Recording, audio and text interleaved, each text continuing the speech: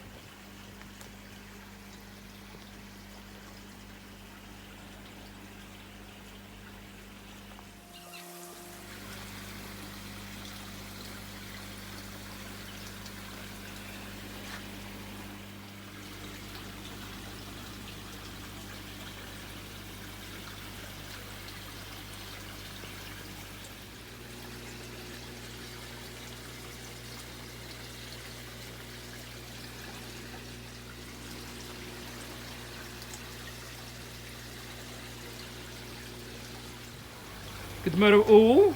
Saturday means cleaning day, so we got the old Nexus on the go. I did say last time I need to blank off this window.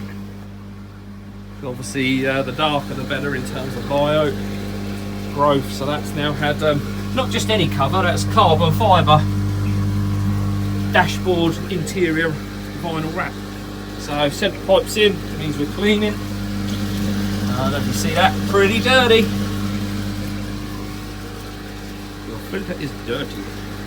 So what I thought I'd do today is, we've had the EVs up there just filling up the blue bowl with pond water. So we're going to have a quick look at the fry. So the fry are about May, June, July it was. So they're about 3 months in now, and they've been in their nice little home. I'll give you an update on that. And I just thought, a few people have asked on Facebook or Book of Face, what is, you know, I seem to have bits and pieces all over the place, and yeah, there has been different variations. We had the shed up there with the grow tank in it, and so I was just going to give a quick walk around of our system. But before that, I'm going to finish DAS filter clean. So that needs cleaning. Saturday means I'll flush through the Tempests, clean the Skimmer out, because you usually get a few larger turds in there. But yeah, and then we'll come back. Ed, what you doing? Hey. So when I clean bits and pieces out, you get the odd bit of fish food goes everywhere. So old Tedrick there. Hey, what's he found? Ted? A bit of wood. He normally gets the bits of fish food. So this is my filter shed. So nothing much to it. I've seen some lovely grand filter sheds. If you look at Phil from Telford Koi, people like that, James the Koi Whisperer, they have got some fantastic filter sheds. But I've never brought myself. What I like about this is, if I take a step back, is I was tempted. I actually had a shed. I ended up selling it on. But I quite like the way it doesn't overtake the pond, if you see what I'm saying. The pond is the feature, and that, as we grow stuff around it, will hopefully disappear. The bush is already starting to consume it. But yes, this is my filter shed. Inside my filter shed, so armoured cable to, I've got 6 plugs, so 3 doubles. So, and then up there I've got a 120 litre pump, which runs the Nexus bio side only.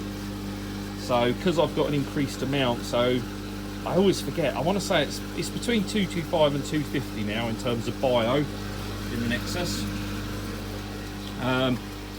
So we've got one pump to there, and then the other pump, what that runs is my spin drifter bottom drain, but it also runs 2 air stones.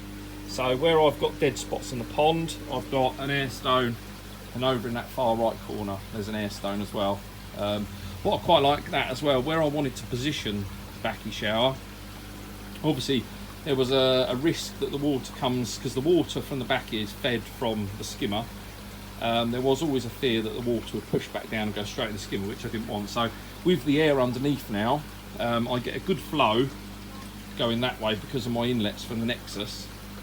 But what that actually does now with that air stone, as the water comes out the backy shower, it actually pushes it towards the spin drifter where that's pushing out, and I get a bit of a cyclone, which is quite nice.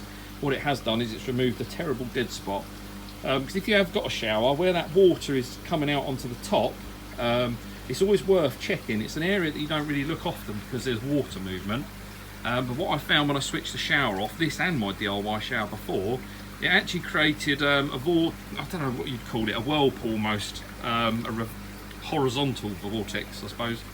But what that was actually doing was leaving a line of food and crap on the bottom of the pond underneath. So it's worth looking at. If you've got a backy shower, switch it off, have a look underneath, see what the bottom of the pond's looking like. But yeah, so they're runoff. So that's 80 litre. So 40 of that goes to a spin drifter. The other 40 is split between the two air stones. Filtration wise, you can't miss it. Talk about the elephant in the room. So this is a Nexus 320. It is a 2000 and it's either 14 or 16 version. I actually bought this second hand.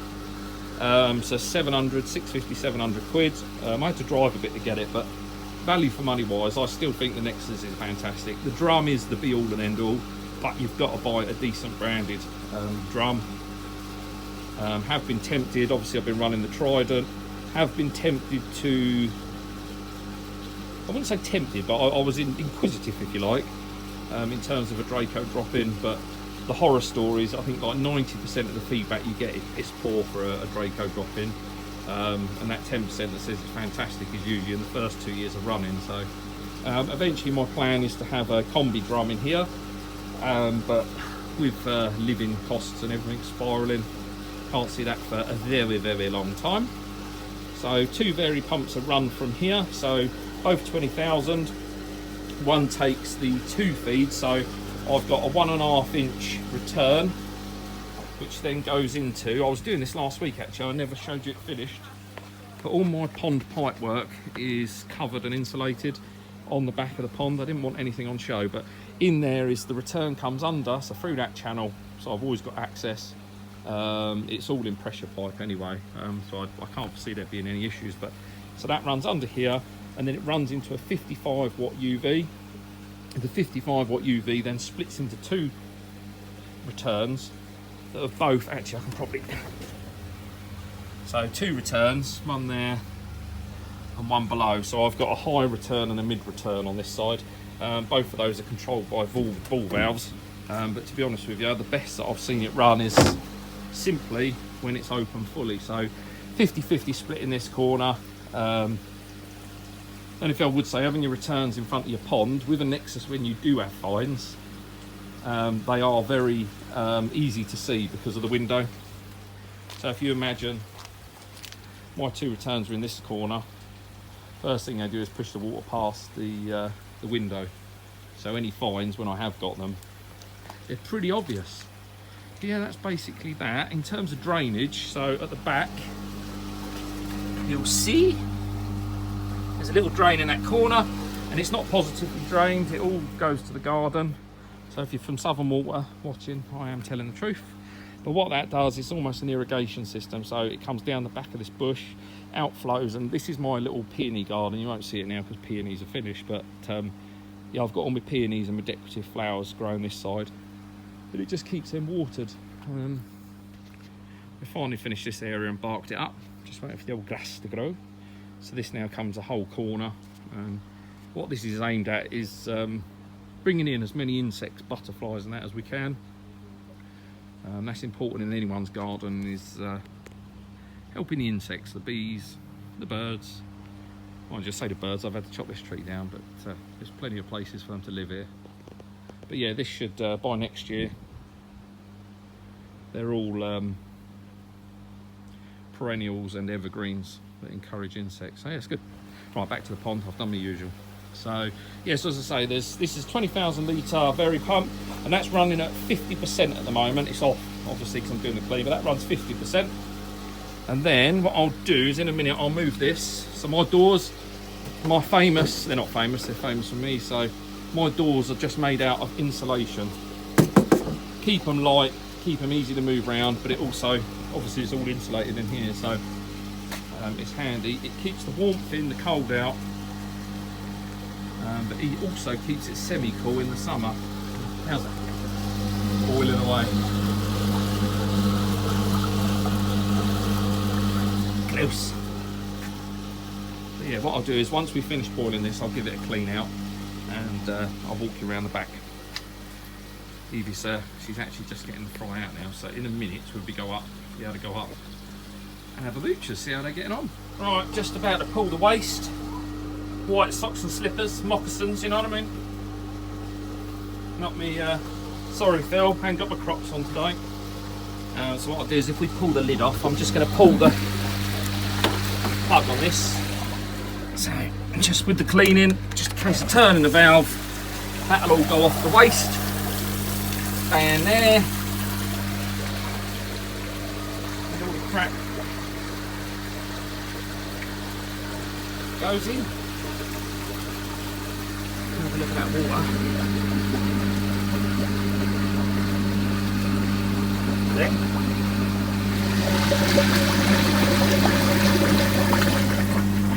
Look at that.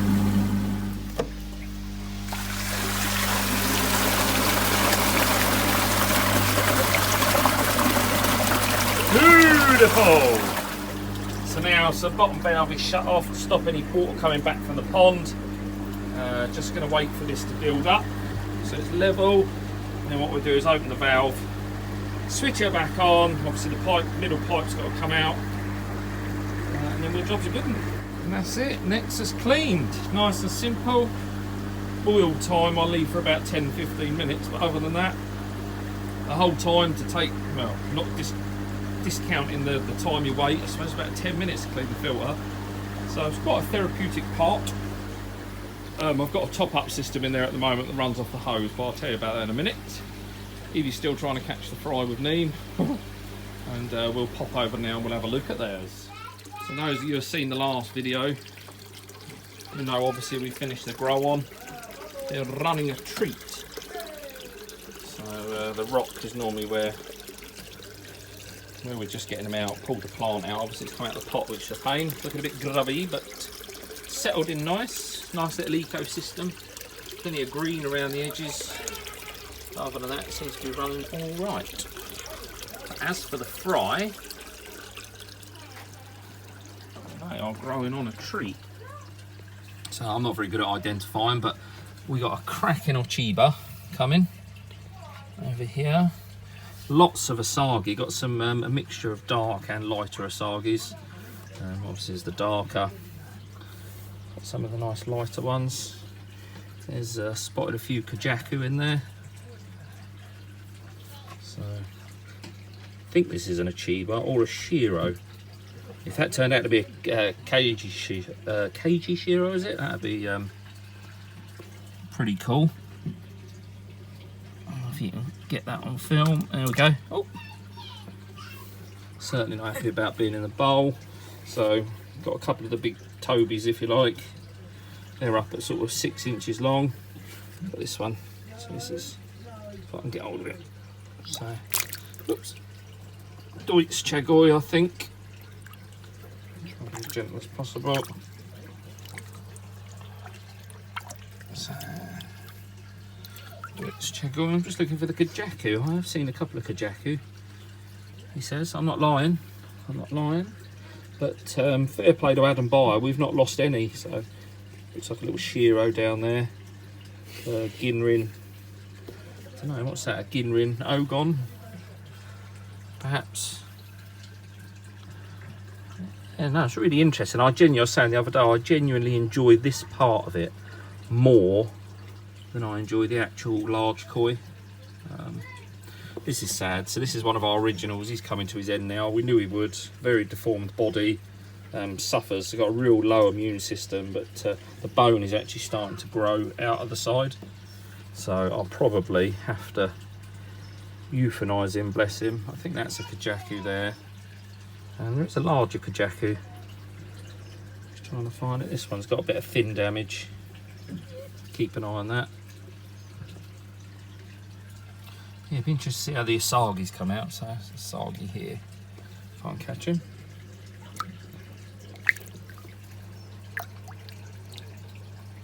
So, good colour. Not too dark. Then we've got this one. I think this is a Kin Matsuba, but it has got a bit of orange on it. So whether it's an Asagi, a bastardisation of an Asagi, But yeah, all coming along well. There's another, might be the same Kajaku actually. Showing you the same fish twice. I think that's a Kajaku coming along there. A lot of orange on that one. But yeah, a few Chagoys in there, chocolate Chagoys. Interesting to see what they do colour-wise, whether they lighten up.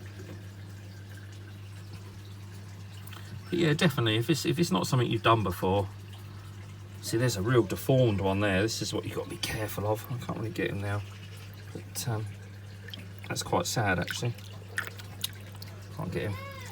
So he's actually got, it's obviously had an infected mouth at some point, so I need to treat that before they go back in. But it's very hard to keep an eye on them. A, that hasn't got a window on it. B, this time of year you don't want to be getting them out too much, so just every now and then. There's a Kajaku there. Every now and then there's another Occhiba. On looks of things. But yeah, the one that's really got me interested is this one. Interesting to see what that becomes. But yeah, we're going to get them back in, give them a count. We had 40 odd, so it'll be interesting to see how many we got now. But yeah, as I was saying, if I mean, these cost me a tenner at the show, so there's 40 odd, and obviously I've had to build that, but once you've built it, you've built it. Get what I said on the last video, 200 or 300 quid. And yeah, it's massively fun. It's good for the kids to watch them grow, and just teaches you about the health side of things, looking after them, and just being vigilant, making sure they're plenty of protein, plenty of vitamins, and we'll see what we end up with. Alright, so that's filter all shut up. So just general storage. Koi bowl I don't use, way too big, but will be good if we ever get some fishies that grow. So down the back of the pond, this is where I want to make some changes this year. So again, so this is Skimmer, JBR plastic skimmer. At the moment, you're just topping up after the clean. It's just a bit fast, just because I've turned the other hose off.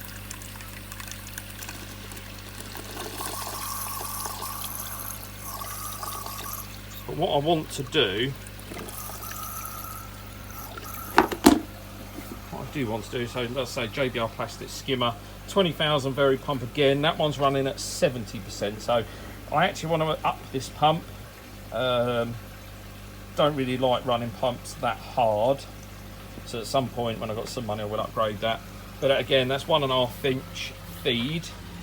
And all that does, runs to the ball valve. I used to have a pressure filter. Don't go there. I don't know if anyone's noticed, but this time of year, bloody cobwebs everywhere. Look at them. I can see them. All the false widows are out for the warm. But yeah. So back to the video. I'll do it again. So just 1.5 inch feed. And what that does is runs into two Tempest filters. So that very pump's running on 75%. So I think we said last time it's about 15,000 litres, 14,000 litres, because it's quite a straight run. So they're actually running higher than they should do, but I haven't, touch wood, noticed any issues with fines. So yeah, so that runs up behind, and then I can do all my maintenance from the other side. And what I've done, again, if you saw a previous video, I've just used some 32mm push fits running to a single point, and then what I do is I just put a flexi on there and run it over to my waist. But this, the main thing I want to change around here is at the moment I've got this hose pipe that runs from the tap. So all our outside water is metered. I'll show that in a minute. And it goes through Evolution Aqua. Problem with this is you can only run it at 4 litres per hour. It would be nice to have something sort of slightly bigger when I do my top ups, but obviously that will change. Just got my thermometer running off the skimmer, so 20.3 degrees. But what I want to do is actually from the tap, which I'll show you in 2 ticks, I want to do away with this flexible hose and all these push fit connections, because as hard as you try with weather changes, expansion, contraction, they do start dripping. So I do want to put something more permanent here, and then I can actually run, rather than having to worry about the pressure to this, I can actually put a proper valve on the end and run a trickle in, trickle out, which is something I've been meaning to do for a long time, but I've just been lazy. Right, so just around the other side, so this is the JS Skimmer 800 model. Been really chuffed with this. If you're looking for a backy shower, check out JS Koi. But on the top we run 2 layers of jack matting, which allows me obviously to clean that. Just a 3-way spray bar, so there's a middle section spraying, and then obviously directional each way. And then in there I've got the jack matting, and then we've got the JS Koi media in top, middle and bottom. I can't really show you that because it's all hidden. And then feeding that obviously, as I mentioned, down the bottom there. So we've got the 2 Evolution Aqua Tempests. Just picking up the fines, but to be fair, other than a lot of what you see in there is bugs. Little larvae rather than, you see them, look. So when they eventually run their way through, feeds the koi, which is quite handy. But yeah, nice solid little system. I was going to clean them today, but I don't think I'll bother. They actually look spotless. And then that leads me finally to the pond itself. Slight tinge to the water. So I've been trying different things. I'm now pretty confident that that 55 watt UV isn't quite big enough. But yeah, a lot of pond fillers in here. Got a couple of nice specials. Got Goshki down there. So I've got 1 poorly fish at the moment, a Gromo, which we've been treating. Being honest, I'm not sure if I'm going to get on top of that. It's probably going to need antibiotics. But yeah, a lot of pond fillers, a lot of stuff we've picked up over the years off other people, which is something I wouldn't recommend. Always stick to your dealer. I had a load off my dad, bless him. You know, if it's relatives and that, and you know where they've been and come from, it's absolutely fine. But in here, over the years, we've taken bits and pieces from other people because it's got too big, or you know, for example, this one. So he's about 65 centimetres. He's right at the bottom at the moment, but yeah, he's about 60-65 centimetres. And he's a big lump, but I don't know its provenance. I don't know where it came from. That KHV for all I know, so it's worth checking. This is quite an interesting one. This Deutz, just going underneath now. I don't know if I'm going to be able to get that on camera. Let's see if I can, but he's actually a bluey colour, which is quite nice. I don't know if you can see him, whether he'll come round. He's quite a shy one actually, but yeah, he's got Deutz scale, but he's like a blue colour. Again, that was just a pond filler from World of Water. There he is there. There's the Il Gromo, and then just over the back there, as I say, he's like a bluey colour. But you're seeing a lot of bubbles on the top, so remember I was saying earlier on, so my backy shower comes out in that corner and the air pushes it this way. If it was on there, you'd see it, but it tends to create quite a few bubbles this side. Just settling down. Yeah, all seem pretty happy. As I say, the water's got that yellow tinge to it, but that's 1.5 metres deep, and they're all on the bottom at the moment. Just to prove it, no fibbing. I'd probably say that's pretty damn clear. Yeah, that's my system. So 4-inch spin drifter bottom drain over to the Nexus, 2 returns, skimmer, Tempest, backy shower, in case you got it, missed it the first time. So 4-inch bottom drain, spin drifter into the Nexus, back via 2 returns for the UV, and then skimmer line, double Tempest, backy shower. And that's my system, and that's just under 15,000 litres that's running. So I forget how big the pond is now. I think it's 4 by 2 point something or another by 1.5 deep, but a good size. I wish I'd gone a tiny bit bigger, but alas, this year's plan was to start getting rid of some of these smaller pond fillers. Nice Achieva there, it's growing on well. Yeah, I want to try and get down to just the Japanese stuff. There's a few fish in here that mean something that I couldn't get rid of, like my granddad, literally just before he died, bless him. When he died, should I say, he left me 100 quid. And I bought, who is affectionately known as Alan. Alan is a butterfly koi. And we actually thought we'd lost him for a whole season, but he was just hiding. So when we moved over to this pond and drained the other one, it was chuffed to bits to see him still in there, so he means a lot. There's the blue koi there. you can see that it's actually blue. They're swimming in their shoal. Obviously know something's coming, but it's not. He's a ghosty we had in our old pond, so he's about 6 years old now, but never grown beyond sort of 30 centimetres. But yeah, no, interesting. We've got the koi show coming up in September. So like I say, what I really want to do is dumb down to specific breeds. So the Benny Ginger will stay, Kahaka will stay, Grumps will obviously always stay, the Matsuba will stay, the Hitsuri will stay, but a lot of the other stuff, the Asagi will stay. I want to see how he grows. Yeah, he's a garter. Actually, both the Goshiki and the Asagi from a garter. So I'd be interested to see how they grow on. But a lot of the other stuff from World of Water, that'll go. The Benny there, he's from, I see him just going up the back there. He's from a garter. Yeah. That is my pond. So check out some of my other videos. I've got some videos in terms of cost, what it costs to build this. Obviously doing most of the work myself, and bits of the filtration build and things like that if you're interested. But yeah, for the newer members, that's my pond. And have a good weekend, and I look forward to seeing everyone. So it's the All England Koi Show in 1 month's time at Detling Showground. If you haven't seen that, hopefully a picture will be coming up now in the corner. If you haven't seen that, definitely it's a show. I think it's one of the better shows of the year, to be honest with you. It's definitely a good one, and then being it is September, there are some end of season bargains to be had if you're looking for a specific koi. So our good friends TKC are going to be there this year. He's got some lovely Ogons, he's got some beautiful Goshkis. They were going to be part of the Grow and Show. They're from Hiroi, so if you're looking on the lookout for a Goshki, definitely tap him up at the show because they are stunning.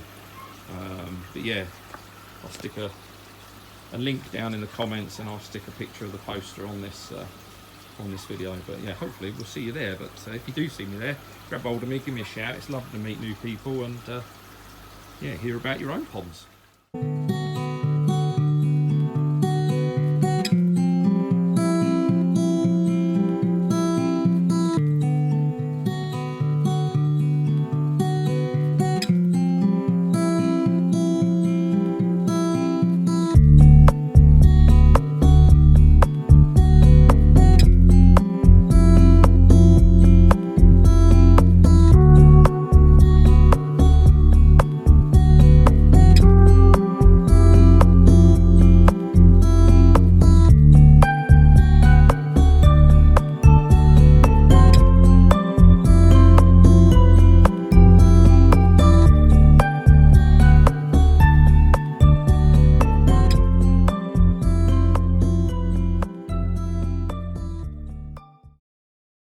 For now, I'll catch you on the next one.